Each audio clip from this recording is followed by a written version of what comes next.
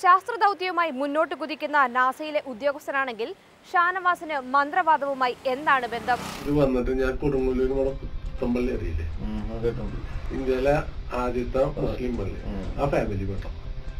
അപ്പൊ അതുകൊണ്ടെന്ന് വെച്ചാൽ ഞാൻ ഇത് കുറെ പഠിച്ചിരിക്കുന്നത്. ഇത് പലർക്കും പലതും നമ്മൾ ചെയ്തു കൊടുക്കണം, അത്രേ ഉള്ളൂ. നമ്മളിവിടെ കാശ് വാങ്ങില്ലേ ചെയ്തോ, നമ്മൾ ചെയ്താണ് കൊടുക്കുക, അത്രേ അത് നന്നാവും, അത്രേ ഉള്ളൂ. നമ്മളവിടെ 1 രൂപ നമ്മൾ ഇതിന് വാങ്ങും. ജനിച്ചത് കേരളത്തിലാണെങ്കിലും ആന്ധ്രാപ്രദേശിലെ രാഷ്ട്രീയക്കാർക്കിടയിൽ ഷാനവാസ് താരമാണ്. ആന്ധ്ര ഒരു CM ഒരു പെണ്ണുണ്ട്, ജ്യോതി റെഡ്ഡി എന്ന് പറഞ്ഞ. ഹസ്ബൻഡ് CM ഉണ്ടോ? Home minister. ഹോം മിനിസ്റ്റർ, പഴയ ഹോം മിനിസ്റ്റർ. ഇപ്പൊ കയറിയത് കോൺഗ്രസിന്റെ. അറസ്റ്റ് ചെയ്തിട്ട് ജഗൻമോഹൻ അവരുടെ ഭാര്യ. ജഗൻമോഹൻ റെഡ്ഡി റെഡ്ഡിയുടെ ഭാര്യയാണ് ഈ ജ്യോതി റെഡ്ഡി. വന്നിട്ട് ഇപ്പൊ ഒരു മറ്റേ മൈലിങ്ങില് അറസ്റ്റ് ചെയ്തില്ലേ, അതിനായിട്ട് കഴിഞ്ഞതിന് വേണ്ടി പോയതാ. അല്ല, അവർക്ക് ഇടയ്ക്ക് കേസിന്റെ സമയം ഞാൻ ചെല്ലും, ഒഴിവാക്കി വിട്ടപ്പോ കിട്ടത് കേസിലത് പുള്ളി രക്ഷപ്പെടും. ജഗൻമോഹൻ ഓർത്തായിരുന്നല്ലോ, മരിച്ചില്ല, അതൊന്നല്ല. അച്ഛനല്ലേ ഇയാളെ മരിച്ചു, ഇയാളെ വെടിച്ചു. ആന്ധ്രയിലെ രാഷ്ട്രീയക്കാരെ കുറിച്ച് തലയും വാലും ഇല്ലാതെയാണ് ഷാനവാസ് സംസാരിച്ചത്. ഊത് എന്ന സുഗന്ധദ്രവ്യത്തിന്റെ ഇന്ത്യയിലെ മൊത്തവിതരണാവകാശം തനിക്ക് ലഭിച്ചിട്ടുണ്ടെന്നും അയാൾ അവകാശപ്പെട്ടു. ആ ജ്യോതി റെഡ്ഡിനെ പല കാര്യങ്ങൾക്കും ഞാൻ ചെയ്തപ്പോ അവരെനിക്കൊരു ഗിഫ്റ്റായിട്ട് കാര്യങ്ങൾ പോയിട്ടുണ്ടെങ്കിൽ ഇന്ത്യയില് ഇതില്ലേ അതിന്റെ ഏജൻസി ഇന്ത്യയുടെ ആന്ധ്രയിലായിരുന്നു, ഇവരുടെ കയ്യിലായിരുന്നു. ജ്യോതി റെഡ്ഡിയുടെ അനിയത്തിയുടെ കയ്യിലായിരുന്നു. അത് അവർക്കൊന്നത് നന്നാക്കാൻ പറ്റാൻ പറ്റും. അങ്ങനെയാണ് എന്റെ അപ്പൊ ആരൊക്കെ പറഞ്ഞിട്ട് ഇവര് വാങ്ങി. വാങ്ങാനായിട്ടൊന്നല്ലേ, നൈസാം രാജാവിന്റെ ഒരു പേരക്കുട്ടി ഉണ്ട്, ആള് പറഞ്ഞിട്ട് ഇവരെ കൊണ്ട് വാങ്ങിപ്പിച്ചത്. ആളത് മാറി. നൈസാമിന്റെ അവനെ എനിക്കറിയാം, ഞാനവനായിട്ട് നല്ല കണക്കാ. അപ്പൊ അവൻ എന്നോട് തോന്നുന്നത് ചോദിച്ചാൽ അവനെ ഞാൻ പറയില്ല എന്ന് പറഞ്ഞു. അങ്ങനെ ആള് പറഞ്ഞിട്ടുണ്ട് എനിക്ക് തന്നു. എന്റെ കയ്യിൽ കിട്ടിയപ്പോ വേൾഡ് ഞാനേ സപ്ലൈ ചെയ്യും. അതാണ് എന്റെ മെയിൻ ബിസിനസ്. ഇനി കേരളത്തിലെ രാഷ്ട്രീയക്കാരുടെ കാര്യമെടുത്താലോ? മുഖ്യമന്ത്രി ഉമ്മൻചാണ്ടിയെ പറ്റി ഷാനവാസ് പറയുന്നത് ശ്രദ്ധിച്ചു കേൾക്കൂ. പണ്ട് പ്രാവശ്യം നമ്മളിപ്പോഴത്തെ ഇയാള് വന്നിട്ടുണ്ട്, ഉമ്മൻചാണ്ടി.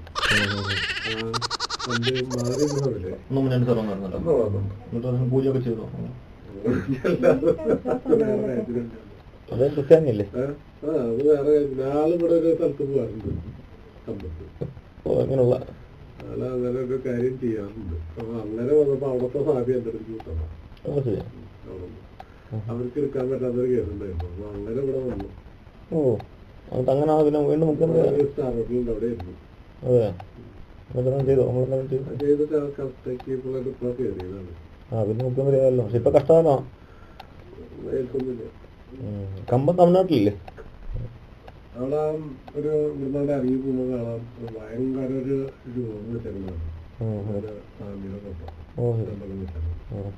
ആള് കിട്ടി കൊടുക്കുന്നത്. അയ്യോ, അവിടെ ഒരു സാമിയുണ്ട്. പേരെന്താ സാമിയുടെ? സാമിന്ന് വിളിക്കും. തമിഴ്നാട്ടിലെ സാമിയുള്ള പേര് വെച്ചിട്ടില്ലായിരുന്നു, അത് സാമിന്ന് വിളിക്കുന്നത്. ഉമ്മൻചാണ്ടി സാർ വിശ്വസിക്കുന്നില്ല, പുള്ളി വലിയ കോൺഗ്രസ്. ആളവിടെ വന്നിട്ട് പണ്ട് വന്നിട്ടുള്ള അന്ന് അവിടെ അത് കെട്ടിയ അന്നാണ് കെട്ടിയ ആ കൊടുക്കുന്നതിന്റെ ഒരു കെട്ടാൻ സ്റ്റാർട്ട് ചെയ്യുന്ന 3 ദിവസം മുന്നാണ് ഏക്കാൻ്റെ അവിടെ പറഞ്ഞത്. ഏക്കാൻ്റെ ഇറക്കിയാനായിട്ടുള്ള പണി ചെയ്തിട്ടാണ് അതവിടെ കെട്ടിയത്. ഇറങ്ങി ആള് കയറി 3-ാം ദിവസം അവിടെ കെട്ടിയ സ്റ്റാർട്ട് ചെയ്യാം. അയാള് പറഞ്ഞു ഞാൻ അത് കെട്ടണം പറഞ്ഞു കെട്ടി. അപ്പൊ അത് കഴിഞ്ഞിട്ട് ഇറങ്ങിയല്ല പിന്നെ ഇറങ്ങി നിൽക്കുമ്പോഴാണ് നമ്മുടെ അടുത്ത് അവിടെ ചികിത്സയുണ്ട്.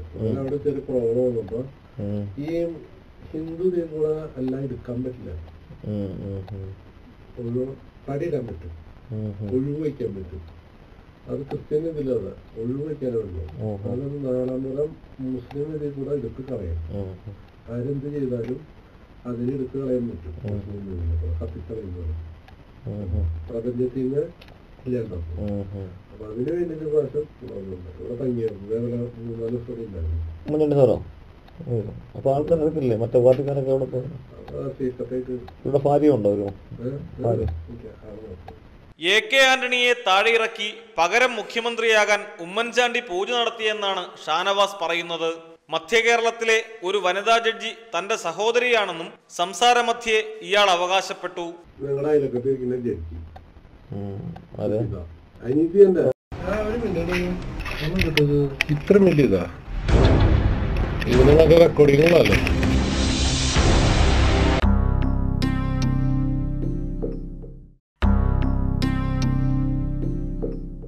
രഹസ്യ ക്യാമറ കണ്ടുപിടിച്ചതടക്കം നിരവധി വെല്ലുവിളികളാണ് ഞങ്ങൾക്ക് നേരിടേണ്ടി വന്നത്. അക്കഥകളാണ് ഇനി.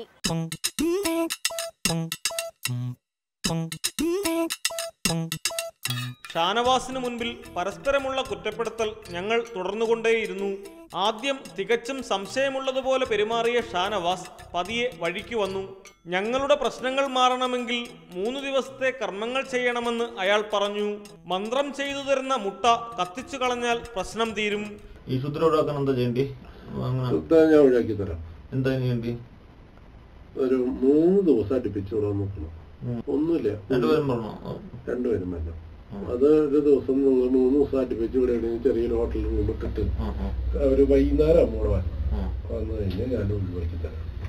അതിനൊന്നും വലിയ ചെലവൊന്നുമില്ല. അത് കോഴിമുട്ട നമുക്ക് വേറെ ആൾക്കാരോട് കൊണ്ട് ഇപ്പൊ വിളിച്ചാൽ കോഴിമുട്ട കൊണ്ടായിരുന്നു അത് ഒഴിവാക്കണം. അപ്പൊ അവരെന്നെ കൊണ്ടുപോയി അത് ഞാൻ ഒഴിഞ്ഞെടുപ്പിച്ചാണല്ലോ, വേറെ ഒന്നും വേണ്ട. എന്നിട്ട് ഞാൻ ആ ഒരു എഴുതി തരാം, അത് ഇടാം. ഏലസ് ഇട്ടാ മതി. വീട്ടിൽ കൊണ്ടുവന്ന് വെക്കാനുള്ള സാധനം നമുക്ക് തരാം. വീടിന് 4 മൂലയിലും കുഴിച്ചിടാം. പോയി വരാൻ ദൂരക്കൂടുതലായതിനാൽ തന്റെ വീട്ടിൽ താമസിക്കാൻ ഷാനവാസ് നിർബന്ധിച്ചു. ഭക്ഷണവും മറ്റു സൗകര്യങ്ങളും നൽകാമെന്ന് അയാൾ പറഞ്ഞെങ്കിലും ഞങ്ങൾ താല്പര്യമില്ലാത്ത മട്ടാണ് കാണിച്ചത്.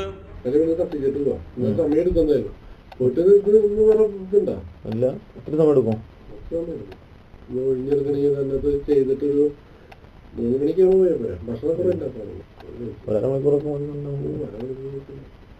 പിന്നെ 5 മണിയാവണം കത്തിക്കുന്നത്. അത് സൂര്യൻ നമ്മൾ ചെയ്യുമ്പോ ഇതിനൊക്കെ ഒരു കണക്കുണ്ട്. സൂര്യൻ മേലെ കയറി നിൽക്കുമ്പോ ഇതിപ്പോ എമർജൻസി ചെയ്താണ് ഞാൻ ചെയ്യുന്നത്. അല്ലെങ്കിൽ നമ്മള് കാലത്ത് ഇടണം സൂര്യ ഉദിക്കുന്നത്. വീട്ടിൽ ഷാനവാസിന് പുറമെ ഭാര്യയെന്ന് പരിചയപ്പെടുത്തിയ ഒരു സ്ത്രീയെയും 2 കുട്ടികളെയും കണ്ടു. ഇതിനിടെ ഷാനവാസ് ആവശ്യപ്പെട്ടതനുസരിച്ച് പെൺകുട്ടി ഞങ്ങൾക്ക് കാപ്പി കൊണ്ടു തന്നിരുന്നു. കാപ്പി കുടിച്ചുകൊണ്ടിരുന്നപ്പോൾ തന്നെ ഷാനവാസ് മില്ലിഗ്രാമിന് 1000 വിലയുള്ളതെന്ന് പറഞ്ഞ് ഒരു സുഗന്ധദ്രവ്യം ഞങ്ങളെ നിർബന്ധിച്ചു മണപ്പിച്ചു. ഒരു മില്ലിക്ക് 2800 രൂപ. ഒരു മില്ലിക്ക് 2800? ഇവിടുത്തെ ഓഫീസിലിരിക്കുന്നത്. അയ്യോ, എനിക്കെന്തോ തലകറക്കം പോകുന്നു. പെട്ടെന്നു തന്നെ എന്തോ അസ്വസ്ഥത അനുഭവപ്പെട്ട ഞങ്ങൾ അത് ഷാനവാസിനോട് പറഞ്ഞ ശേഷം മുറിക്ക് പുറത്തിറങ്ങി.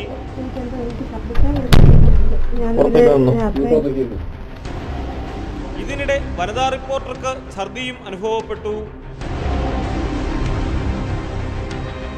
ഇന്ന് പോകേണ്ടെന്നും വീട്ടിൽ തങ്ങാമെന്നുമായിരുന്നു ഷാനവാസിന്റെ പ്രതികരണം.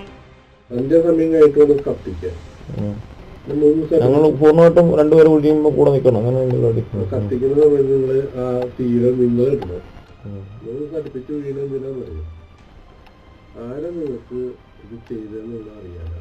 മന്ത്രവാദമല്ല ഞാൻ ചെയ്യുന്നത്, ഒരു സൈക്കോളജിക്കൽ അപ്രോച്ച് എന്ന് പറയാം. അപ്പോഴും ഞാൻ നോക്കണം അതിന്റെ ഇടയിൽ കൂടെ ട്രീറ്റ് ചെയ്യുന്നു.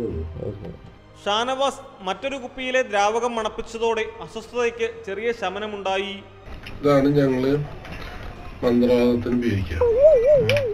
നമ്മൾ ഇവിടുന്ന് ഹോൾസെയിൽ കൊടുക്കുന്നത് 21,000 ഒരു ml, 1 മില്ലി. പിന്നീട് ഒരു ചെറിയ ഉപകരണം പ്രവർത്തിപ്പിച്ച ശേഷം അയാൾ അസ്വസ്ഥതയുണ്ടാകുന്നെങ്കിൽ പറയണമെന്ന് പറഞ്ഞു. നേരെ തരിക്കുക, അങ്ങനെ നല്ലതുണ്ടെങ്കിൽ ഒന്ന് പറയാം.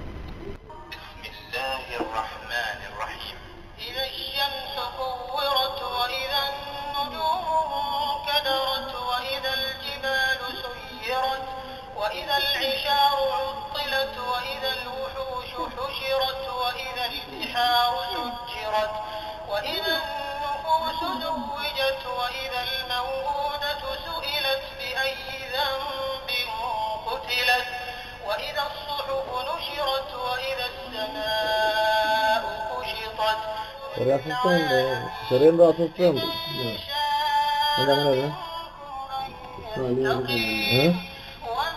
പണി അത് തന്നിട്ടുണ്ട്. അതെയോ? കൂടെ എത്ര വന്നു? ഇവിടെ അത്ര വരുമ്പോഴാണ് ഇത് വെക്കുമ്പോൾ ഒരു എങ്ങനെയും അവിടെ നിന്ന് സ്ഥലം കാലിയാക്കിയാൽ മതിയെന്നായിരുന്നു ഞങ്ങൾക്ക്. ഒരു കാര്യം ചെയ്തു, നിങ്ങൾ ഒരു 1.5 മണിക്കൂർ കൂടി ഇരിക്കുകയാണെങ്കിൽ ഞാൻ ഇപ്പൊ തന്നെ ചെയ്തു തരാം. കത്തിക്കല് ഞാൻ ഇവിടെ കണ്ടിട്ടുണ്ട്. ഏകദേശമല്ല, ഞാൻ അടുത്ത പ്രാവശ്യം വരുമ്പോൾ എഴുതി തരാം. വീണ്ടും വരാമെന്ന് പറഞ്ഞു മടങ്ങുമ്പോഴാണ് അതുണ്ടായത്. വനിതാ റിപ്പോർട്ടറുടെ പക്കലുണ്ടായിരുന്ന രഹസ്യ ക്യാമറ ഷാനവാസ് കണ്ടുപിടിച്ചു.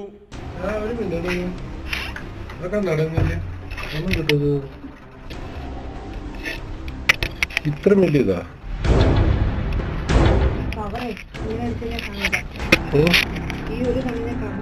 ഇതിന് നല്ല റെക്കോർഡിങ്ങുകളല്ലേ?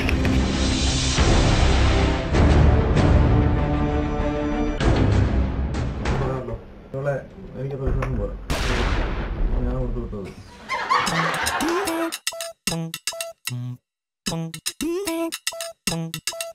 ഭാര്യയെ സംശയമുള്ളതിനാൽ അവരറിയാതെ രഹസ്യ ക്യാമറ ഫിറ്റ് ചെയ്ത കണ്ണട വാങ്ങി നൽകുകയായിരുന്നെന്ന് പറഞ്ഞപ്പോൾ അയാൾക്ക് കുറച്ചു വിശ്വാസമായി.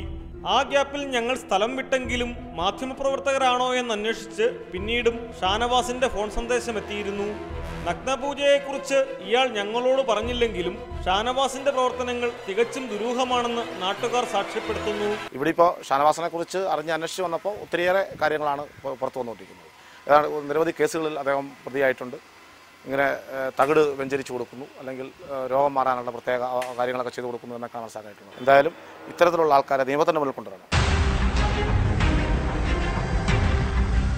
ഷാനവാസ് എന്നും ഷാജഹാനെന്നും നാട്ടിൽ ഇയാൾ അറിയപ്പെടുന്നുണ്ട്. നാസയിലെ ഉദ്യോഗസ്ഥനാണെന്ന് പറഞ്ഞതിനെക്കുറിച്ച് അന്വേഷിക്കാൻ ഞങ്ങൾ നാസയ്ക്ക് ഇമെയിൽ സന്ദേശം അയച്ചെങ്കിലും മറുപടി ലഭ്യമായിട്ടില്ല.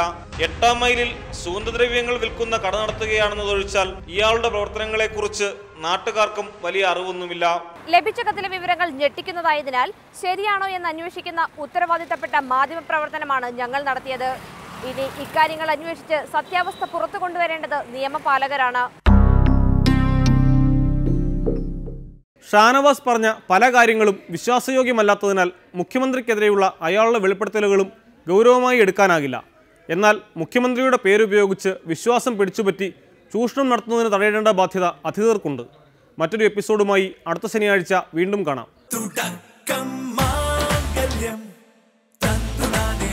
പിന്നെ ജീവിതം തുന്തന